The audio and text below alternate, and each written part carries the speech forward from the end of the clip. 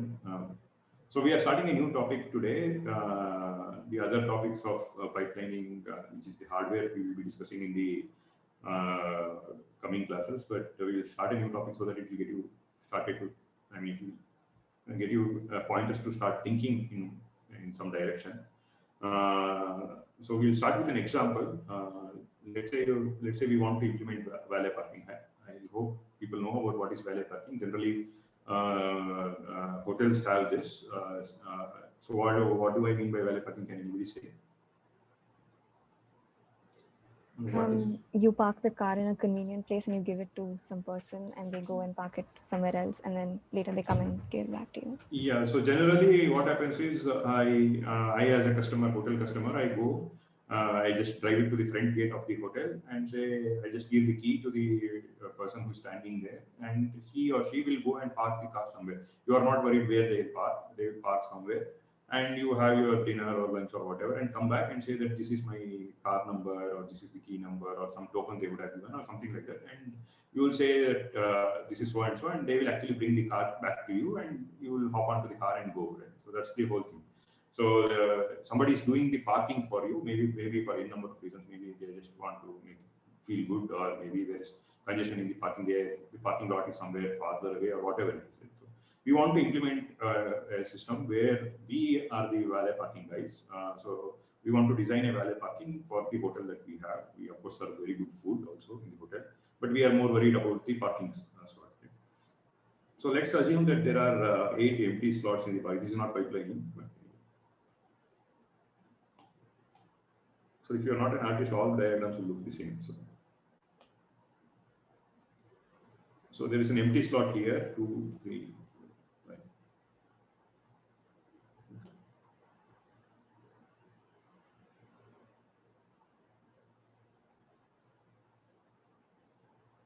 Okay, since I am a computer science engineer who is designing the valet parking, the one thing that I will importantly do is I will name the slots starting with 0. So these are empty slots, and I am the valet parking guy. So when somehow for some reason my supervisor has told me not to give maybe because of COVID, the supervisor has asked me not to use any kind of tokens, and I don't have any kind of book with me, nor do I have any pen. I am completely illiterate, so maybe I don't know how to write. Maybe I don't know how to write. So I can't use a book. I can't use tokens, and there are cars coming here, and people are coming to me and asking, "Can you park this car?" and giving me the key. So I go and park the car. So let's say I park the car here. I just represent the cars using some box. So somebody came, I parked the car in this location. Somebody came, I parked the second car in some location, the third car in some location. So I keep parking cars whenever I get. The maximum customers this hotel can accommodate with cars is just 8. So if somebody comes to me and tells me that the parking slot is full, then I have to send them back. They will obviously not be able to use the hotel because there's no parking available. So now, after some time, the person with the red car comes and tells me that I have this car. Can you go and fetch the car? So obviously, I have to I should be able to differentiate between the cars. So what I do is I remember the numbers. So I'll ask this person, okay, what is your car number? Right? And then I will search in this particular location. I'll see. So let's say the car number was say 38.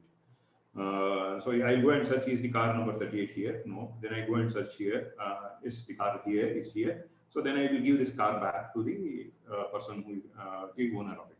So similarly, somebody came and told me instead of 38, they told me that the car number they're searching for, their car number is say 90. Then I go and search the car here. This is not the car, and this is not the car. And I know that the car, here when I search, this car number is 90. So I will go and fetch this car and give it back to the customer. So this is how I have designed the valet parking. Before you answer anything, is the problem statement clear and the solution clear? It's a simple solution. If it's not clear, please let me know.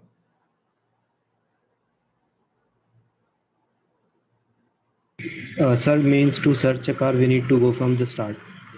Yes, we do. I still haven't implemented by this, let's say the answer. I know you're all data structure geeks, but let's say we haven't implemented binary search. Okay, I think it's clear to most of you. Okay, so I'll just repeat it. So we have 8 empty slots. The people are coming with the cars, and I'm just going and parking the car. And if somebody comes and tells the car number, I search from here. I go on searching from here to here, and whenever I find a car, I will just pick the car and give it to the person. Now the question is, can you improve the system?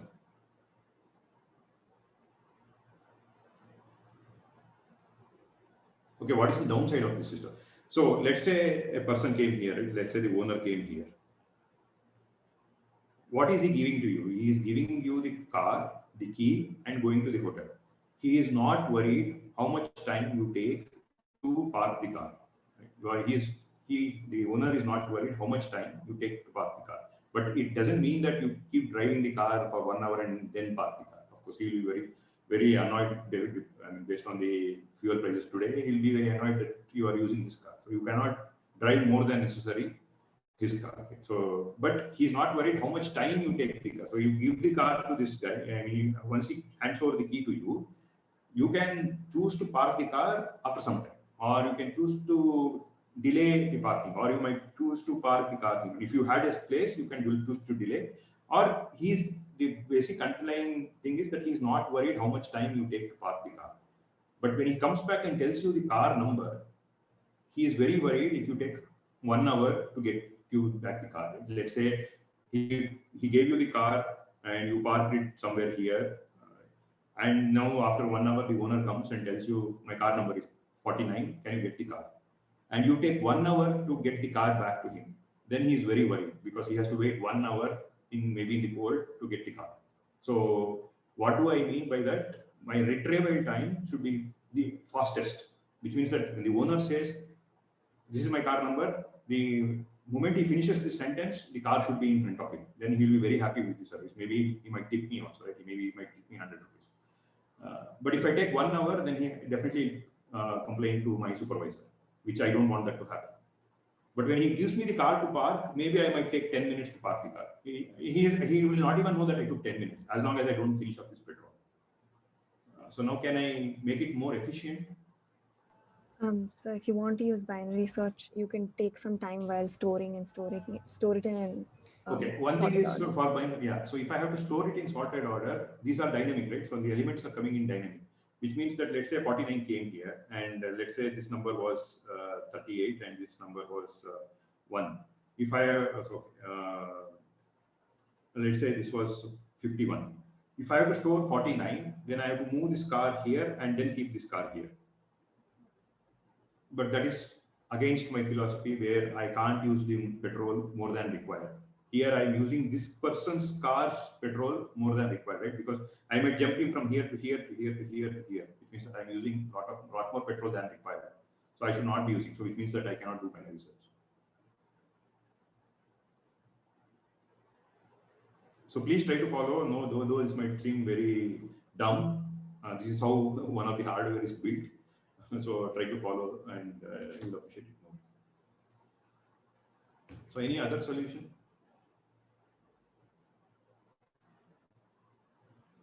Something else can be done. So now what am I doing? My goal is to have fast retrieve time. So can I map this parking slot number to the car number? How do I do that? Yeah, how do I do that? Maybe by note random, but you said that we cannot note down the values. Yeah, I don't have pen and paper.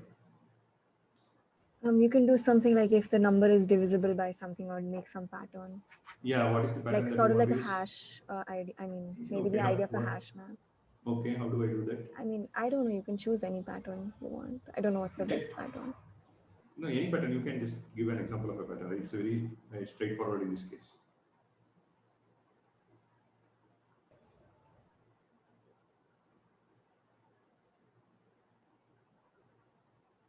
Can anybody give a try? Devashi is right. We use some kind of hash. Car number, maybe car number %8 we can take. Yeah, right. So I just have to do this, right? So what do? I do car number Modulus 8. Modulus 8, right? But sir, now we cannot actually store 8 cars. Like, what if 2 are equal? Okay, so let's go step by step.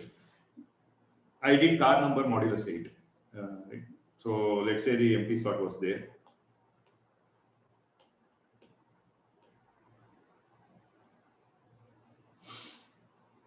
So whenever a person comes to me and tells me that this is my car number, whenever it gives me a car, then I just look at his car number, I do modulus by 8. So it means that I get a number between 0 and 7. Right? So I'll get a number between 0 and 7. Whatever this number tells me, I go and park the car. Maybe the person came and told me that the car number, maybe he gave me a car which is having the car number 91. So I do a modulus by 8, I get 1. So I park the car only here. So that is very important. I park the car only here. I cannot park the car here, or here. I can park only in this particular location. So I park this car here and I just come and sit down. Now the same person comes back and tells me, my car number is 91, can you retrieve it? Then I don't have to search here or anywhere else. I can just go to this particular location, get the car and give it back to him, which means that I solved the problem of fast retrieval time. So I do have a fast retrieval time. Does everybody agree that I have a fast retrieval time if I do some stupid thing like this?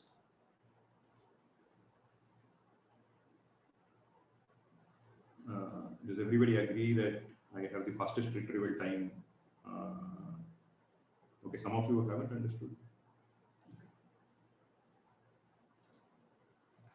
Okay. So I hope you are following why we want to have a fast retrieval time. We want to have a fast retrieval time because when a person comes and tells me my car number is 100, can you fetch it? I cannot make the customer wait for 1 hour to get the car back, which means that I have to get him or her the car as soon as possible. So I want to make sure that it's the fast retrieval time. Let's assume the case where the person with the car number 91. Okay. Let's assume the case where the person with car number 91 had come here. So maybe you have parked the car here. Let's say the car number 91 is parked here. Now when the customer came and told you that my car number is 31, can you get me the car back? You went here, you searched here. Maybe the search took 5 minutes. Then you searched here. Maybe then you searched here. Maybe searched here, and then you came here. So it almost took like 30 minutes for you to find the car and then give it back to him. So he is unhappy because you can't make him wait for 30 minutes. So I want to reduce the time. So one way to reduce this time is to fix a location for each car. So I know if I know something about the car, I know where it should go. Right? It's like odd even, Delhi's odd even implementation. Right? So one day only odd cars, one day only even cars. Right? So how do I know something odd or even? I do a modulus by 2. And similarly here there are 8 parking slots. So I do a modulus by 8. So which means that I will always get a number between 0 and 7. And I will know if that is the car number, it can be only, if the car number is 91, it can be only in the first slot. It means that I could not have stored here in the first place, right? So I could not have stored it in this, I could store only here. Right. Yeah. So if the car number is 92, then I know that the car will only be here and nowhere else. If the car number is 93, I know that it will always be here. If the car number is 103, I know that it will always be here. If the car number is 123, I know that it will always be here. It is here or nowhere else. So I have the fastest retrieving time. I don't have to search anywhere. There is nothing that I am doing called a search. I just go to the location, I get the car. So this is the fastest that I can do. So I have the fastest retrieval time. So now can you tell me what is the downside of such a mechanism? We cannot store more than one type of modulus. Yeah, so let's say my customers are friends and they have all taken the cars with a number ending 6, right? So maybe friends do it. So I have 100 friends and all the customers are taken a multiple of say 8. Right? So all cars are like that. So I get a car number like this. The first car that I get is 8. The next car that I get is 16. The next car that I get is 24. The next car that I get is the car number 32. So the first car came 8. So I did a modulus by 8. So I got 0. I stored the car here. Now when the customer with the car number 16 came, even though there are empty slots, maybe there are empty slots here, even though there are empty slots, I tell the customer that I cannot store your car and you send back the customer. So to make the retrieval time faster, you are losing customers. So I'll write it down.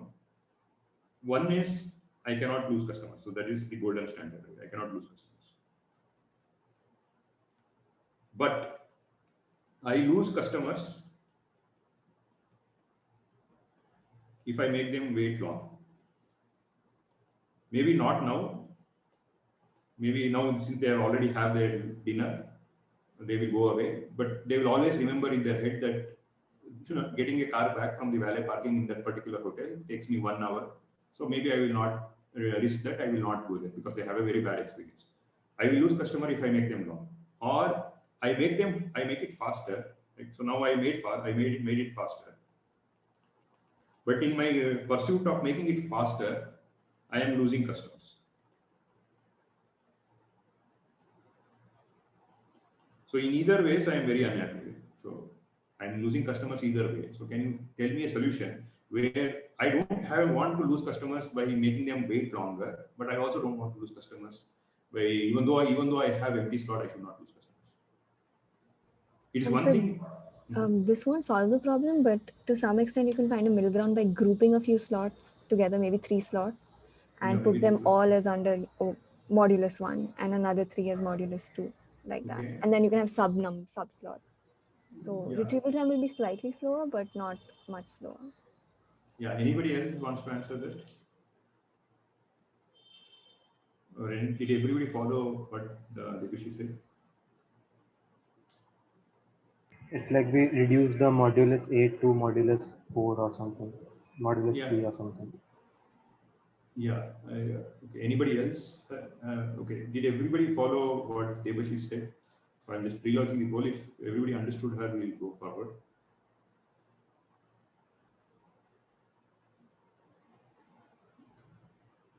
Okay, I think everybody understood. So it's okay. So what she is saying is this. I'll just write it down. If you're wrong, if I'm wrong, correct me. So I have 8 slots.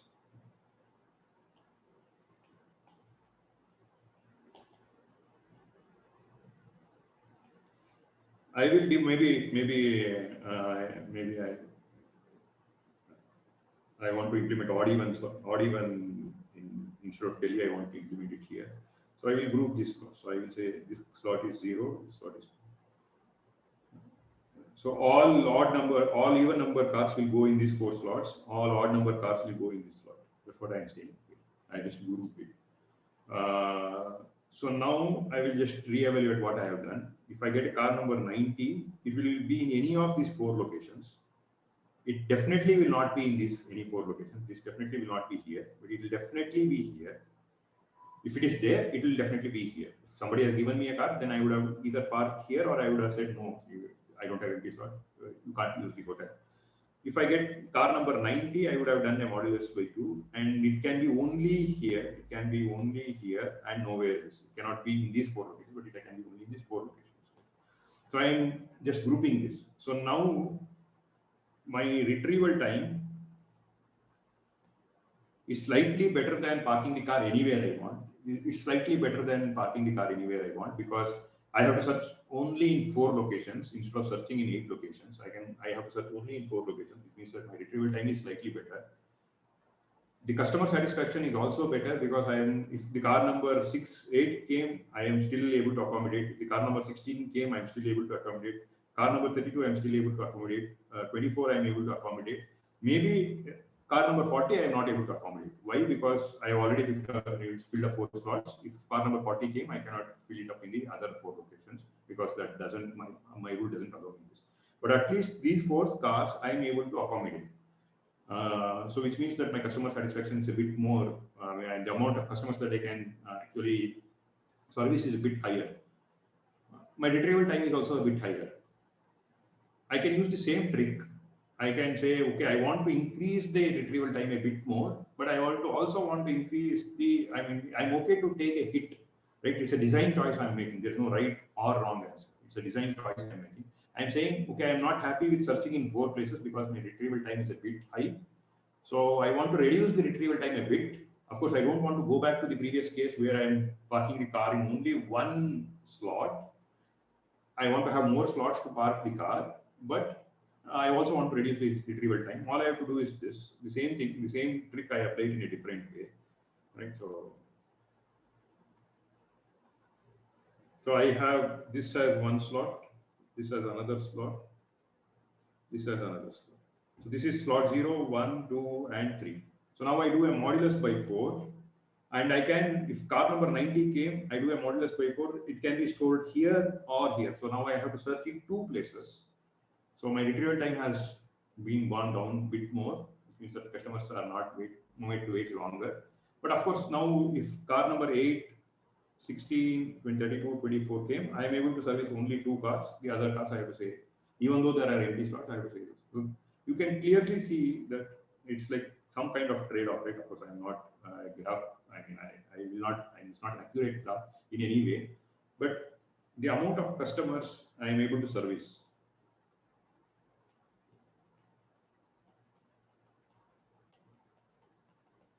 And retrieval time. If I am able to service only few customers, the retrieval time, or if I have to keep the retrieval time as minimal as possible, then the amount of customers I am able to service is very low.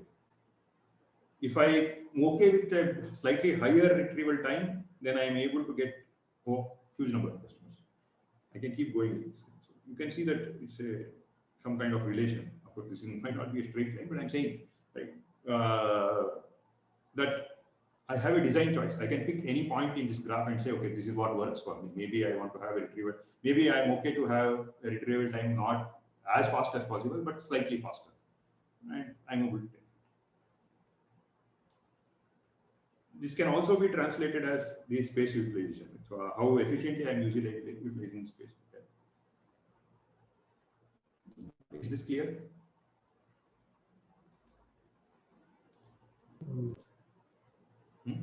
Yeah, I just put a poll.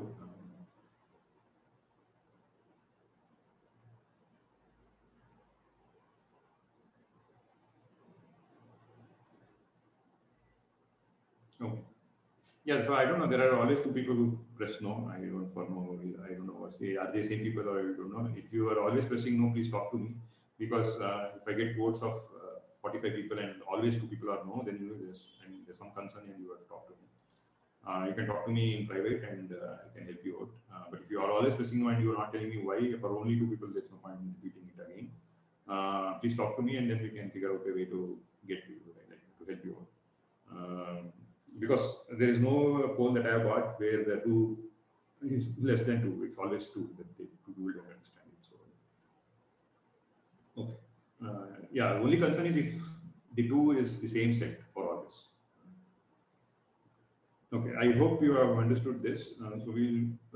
So just keep this in mind, this design philosophy in mind. It's the design choice that you have made. There's no right or wrong answer. You cannot question me why you have chosen this design over this design.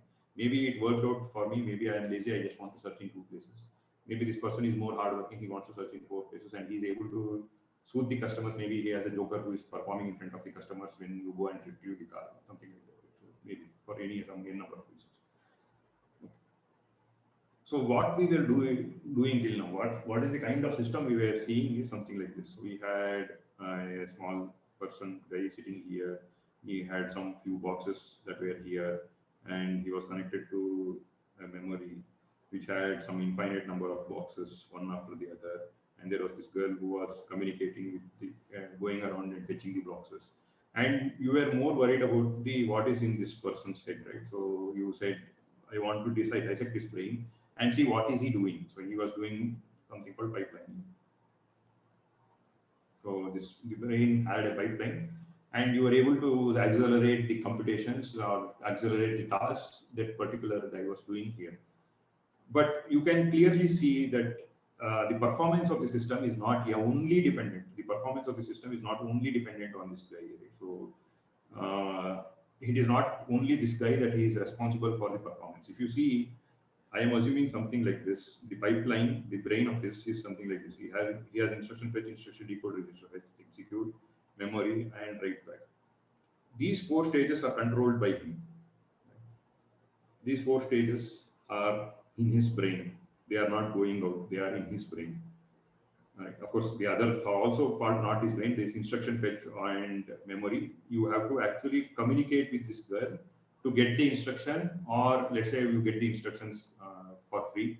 The load and the store has to be communicated to this girl.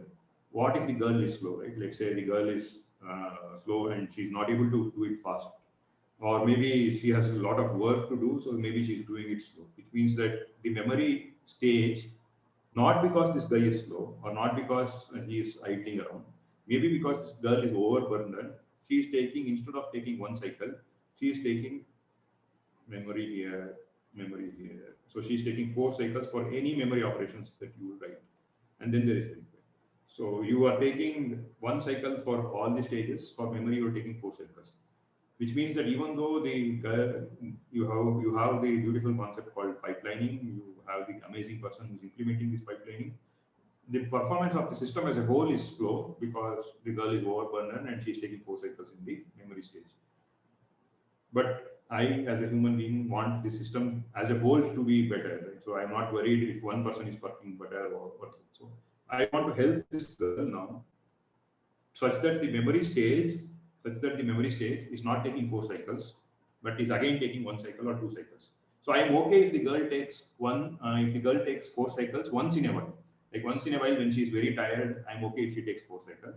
But in all cases, I want her to take 1 cycle so that my overall performance of the system is 5x. If I have 5 stages in the pipeline, by now you should be in your heart, that not in your mind, but in your heart, that if the pipeline stages are 5, if there are no stalls, if the pipeline stages are perfectly balanced, you should not ask for the clock cycle time, you should not ask for the unit, nothing. This speed up is 5x. That should be in your mind, in your heart. It should be 5x.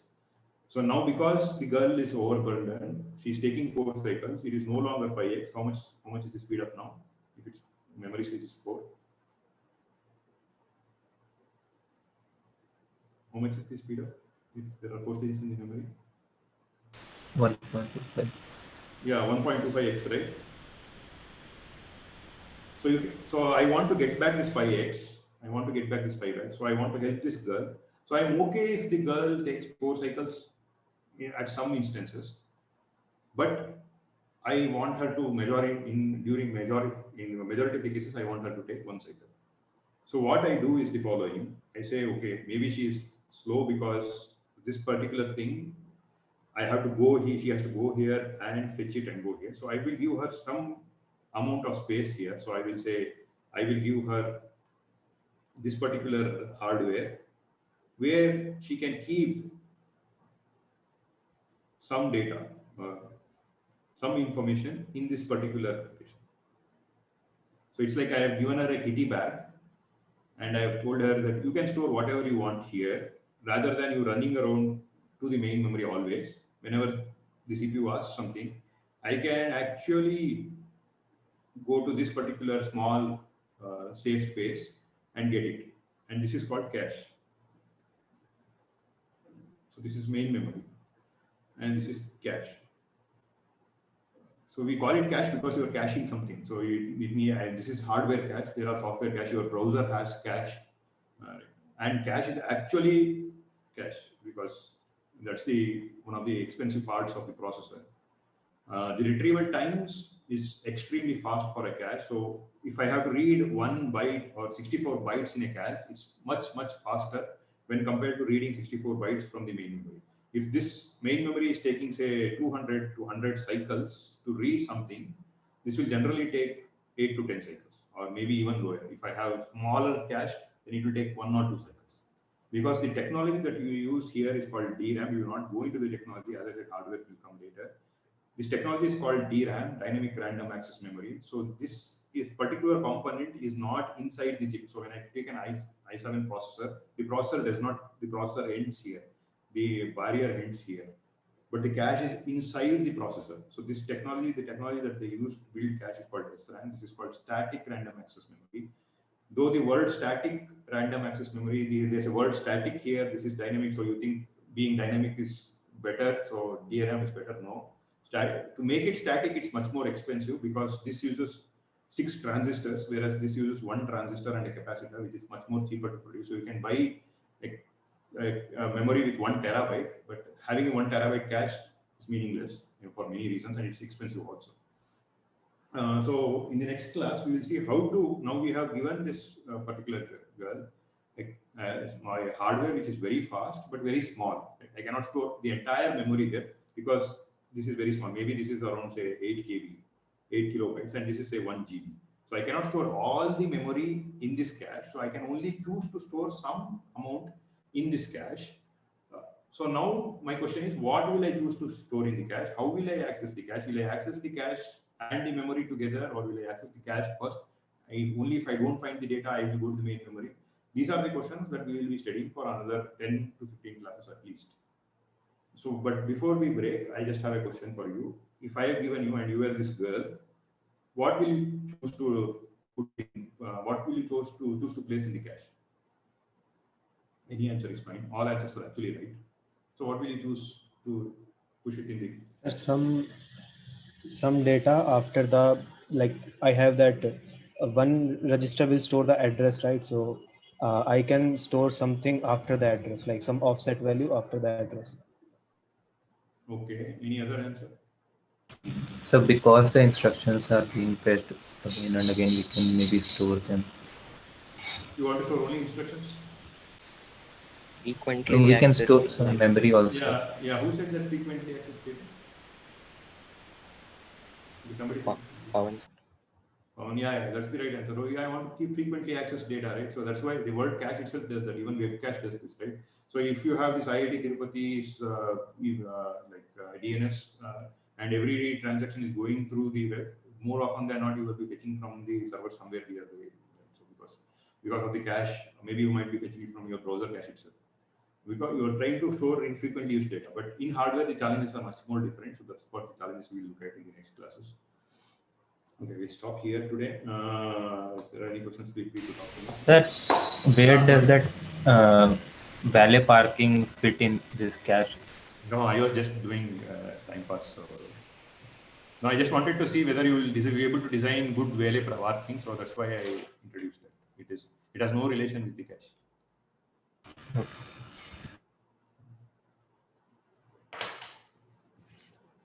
Are there any other questions? So how do you decide what is frequently accessed data? Yeah, you should tell me. How do you decide frequently accessed? Don't you need to store all the history of the data and then analyze? Excellent. So do I have to store the frequently accessed data? So, okay, think about your C++ code, right? Or C code, right? Because you are all geeks.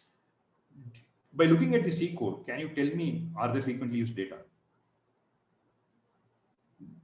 Yes, sir. To some Yeah. extent, a few things. Yeah.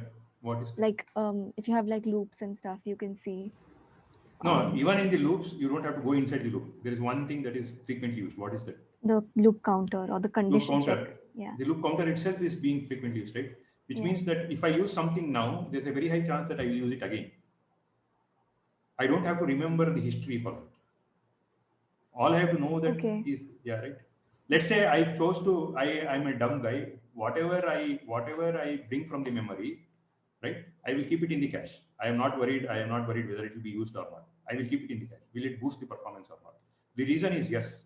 Why? Because there's a very high chance that the CPU will again ask what is it. Let's say there was an address that was generated for memory. Let's say the address was 0x8.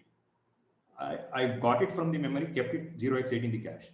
Don't you think that there will be a very high chance that 0x8 will be asked again? Yes, sir. And maybe like every time it's asked again, you can, maybe increase its priority sort of. Yes, yeah, right. We can do that. All those things we'll see in the next 10, 15. So as I said, this valet parking will also fit in. We'll also see why I taught you valet parking. Of course, it's not to design valet parking as such. That's an important backbone for cache. So we'll see how this will fit in, but it will take another 10, 15 classes for you to appreciate cache. So the pipelining is one important thing. Cache is one. Memory is one important. There are two heavyweights in computer organization. So once you understand that, you can read any paper, XYZ paper, and understand. There's no rocket science to it. Right? So it's not like. But these are all very interesting topics. So as like Debushi was saying, right? Can I have statistics? So if you just search for cache replacement policies in Google, there are at least 300, 400 papers. People really have spent their lifetimes coming up with good replacement policies, because any performance boost that you get will drastically increase the performance. The latest paper in cache replacement was by an IIT Madras undergraduate by name Akaksha Jain. She came up with a replacement policy called Hawkeye. Of course, she didn't do it in IIT Madras. She did her PhD from Texas Austin, where she published her paper. So now that's like the industry standard for replacement policy. The policy is called Hawkeye. Yeah, I mean, tomorrow it might be, I might be, of course, I will still stay here. So maybe 5-6 years down the line, I might be saying that this undergraduate actually went and came up with Hawkeye plus, and that's the industry standard. I hope I will be able to do that. But anyway. Okay, so we'll stop the class. If there is anything, please write me.